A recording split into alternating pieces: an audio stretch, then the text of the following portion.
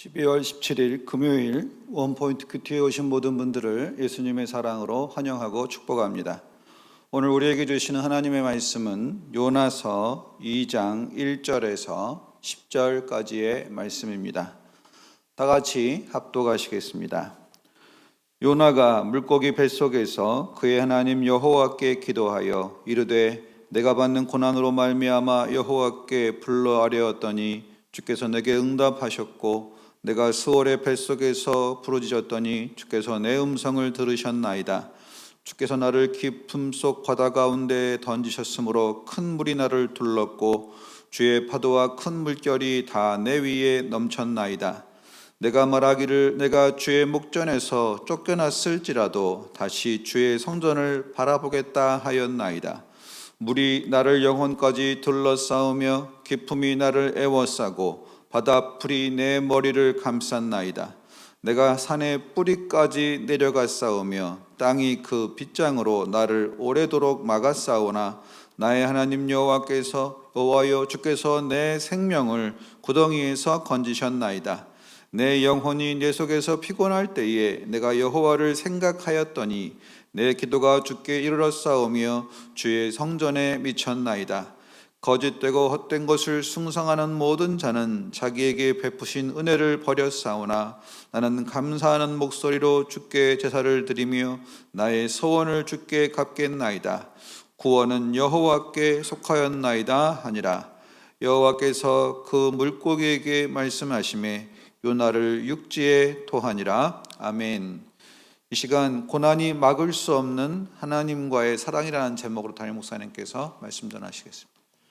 네, 오늘 이 금요일 날 우리가 한 해를 이제 서서히 저물어 갈 때 나를 돌이켜보며 나는 사명에 충성하고 있는가, 하나님의 부르심에 충성하고 있는가를 점검해 보시기를 바랍니다. 특별히 오늘 우리 요나서를 보고 있는데요, 요나서는 사명받았지만 도망가는 자로 이제 알려져 있습니다. 결국 풍랑 가운데서 바닷속으로 던짐 받았지만 죽임을 당하지 않고 오늘 물고기 뱃속으로 들어가 있는 요나. 자, 하나님이 물고기를 준비하셨다 하는 것이 또 여호와 일이 아니겠어요?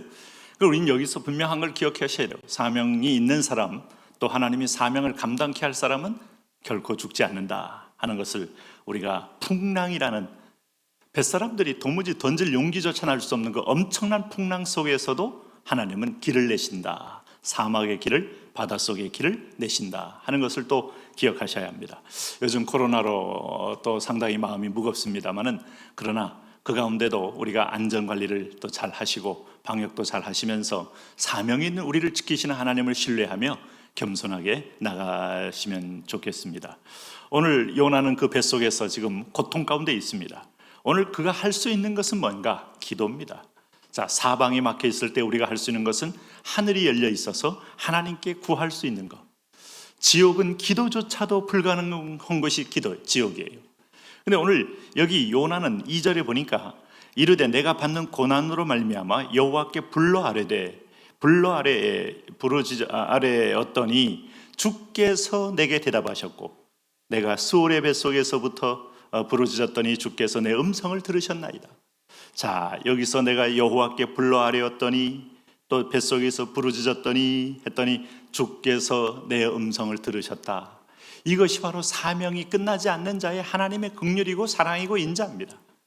진짜 지옥이라면 이 기도가 가능하겠어요? 부자가 여러분 음부에 내려갔을 때 구한 것을 하나님이 들어줄 수 있었습니까? 들어줄 수 없었어요. 들어줄 수 없다 그랬어요. 오늘 요나에게 스올은 분명히 지옥 같은 곳입니다. 스올이란 말은 히브리 말로 하면은 오늘 이것은 지옥이란 뜻입니다. 그 지옥. 제가 이 대만에 집회 갔을 때, 지만에 우리 아울리치 갔을 때 우리 선교사님이 저를 타이베이 옆에 양명산으로 이렇게 잠깐 안내했는데, 거기에 양명산이 아직도 활화산이어서 막 뜨거운 수증기가 올라오는데 제가 본 느낌이 뭐겠어요? 지옥이 딴 데가 없겠구나 하는 생각을 하는데 그 선교사님이 여기가 게헨나입니다, 지옥입니다 그러더라고요. 예, 그 정도겠습니까? 더 고통스러운 것이죠. 그런데 스올의 뱃속에서 부르짖었더니 주께서 음성을 들으셨다 할 때 그 들으셨다는 것이 첫째는 고기를 준비하셨다. 여호와 일의 하나님이 오늘 죄를 진 인간이라도 하나님은 그에게 살 길을 예비해 놓으셨다. 두 번째는 뭐 합니까? 회개케 하셨다 이거예요. 세 번째는 오늘 주님께서 중요한 것은 오늘 10절 말씀입니다. 한번 읽어볼까요? 여호와께서 그 물고기에게 말씀하시매 요나를 육지에 토하니라. 이 육지가 니누의 성 쪽이었습니다. 그러므로 원래 부르심의 자리로 고기가 토하게 함으로 다시 일어나 하나님의 일을 감당케 하셨다. 이게 회복입니다. 오늘 우리는 때로는 하나님의 명령을 많이 듣습니다. 여러분 뭐 요나처럼 일본을 가라 아니면 뭐 카자흐스탄을 가라 이런 혹 음성을 못 들었을지라도 수많은 계명들이 오늘 아침부터 나를 향한 하나님의 음성이에요. 내가 등을 돌리고 여호와의 낯을 피할 때 하나님은 기다리지만 배가 한참 출항하여 오늘도 진퇴양난에 빠졌을 때 풍랑이 기다릴 수 있어요. 길이 막힐 수 있어요. 사업적 길, 진로의 길, 인생의 길. 그럴 때 여러분 해야 할 일이 뭡니까? 여호와께 부르짖는 겁니다. 부르짖으면 창조주 하늘과 땅과 모든 것의 주인 되신 하나님이 반드시 길을 예비하십니다. 사람에게 막힌 모든 상황 속에는 하나님만의 길을 알고 있는 그 하나님의 로얄 로드가 있어요. 오늘 그 가운데서 오늘 4절에 이렇게 말합니다. 그렇게 요나를 하나님이 살리신 이유를 말합니다. 내가 말하기를 내가 주의 목전에서 쫓겨났을지라도 다시 주의 성전을 바라보겠다 하였나이다. 오늘 요나에게는 하나님의 사랑을 신뢰하는 믿음이 있어요. 주의 목전에서 쫓겨났을지라도 나는 이제 버림받고 하나님과 관심권 외의 존재다. 나는 이제 징벌밖에 남는 게 없다. 이것이 믿음 같고 양심적인 것 같지만 하나님을 사랑하는 자, 곧 그 뜻대로 부르심을 입은 자들에게 합력하여 선을 이룬다. 큰 믿음을 가지셔요. 오늘 아들을 주기까지 나를 사셨다면 오늘도 여러분 이 세상에서 나보다 더 사랑하는 존재는 없습니다. 그러므로 우리가 돌이키기만 하면 돌이켜라, 회개하라, 돌아오라. 이게 아주 누가복음 15장에서 탕자를 기다리는 아버지 마음이에요. 다시 오늘 주의 성전을 바라보겠다 하였나이다. 이 믿음을 가지고 기도했던 것입니다. 오늘 그런 면에서 보면 6절에 보니까 그가 최악을 경험했어요. 여러분 물고기 뱃속이라고 해서 아마 그 고기가 아마 포유류 쪽이 아니었을까 하는 생각도 합니다. 왜냐하면 바다 위로 나왔다 호흡을 하니까 요나도 같이 호흡하지 않았을까. 내가 산의 뿌리까지 내려가 싸우며 땅이 그 빗장으로 나를 오래도록 막아 싸우나 나의 하나님 여호와여 주께서 내 생명을 구덩이에서 건지셨나이다 하는 겁니다. 이제 여러분 이런 경험이 없이 순수하게 순종만 한다면 얼마나 좋겠습니까마는 우리의 편견 또 우리의 고집 또 우리의 아집 우리의 죄성 이런 것들이 내 안에 절대성의 원칙을 가진 도구마를 만들어요. 그래서 하나님이 지금 생생하게 말씀하시는 로고스, 레마의 음성 앞에 우리는 거절할 때가 많습니다. 하나님 그거 아닙니다. 하나님을 설득하려고 해요. 하나님을 가르치려고도 합니다. 여러분 간혹 우리가 다른 데서 오랫동안 전통적인 신앙생활하는 사람은 전통의 하나님 말씀으로 착각하고 이런 데 교회 왔을 때 그거 아닙니다. 목사님 그런 거 아닙니다. 아닙니다. 하는데 그런 분이 간혹 있을 수 있죠.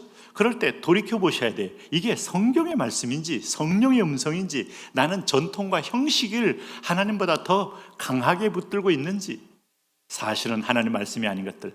이런 재밌는 얘기가 있어요. 어떤 교회에 새로 부임한 목사님이 그 교회는 너무 전통적이어서 이 왼쪽에 피아노를 두는데 구조상으로 오른쪽으로 옮기고 싶었는데 전에도 그 난리가 났다는 거예요.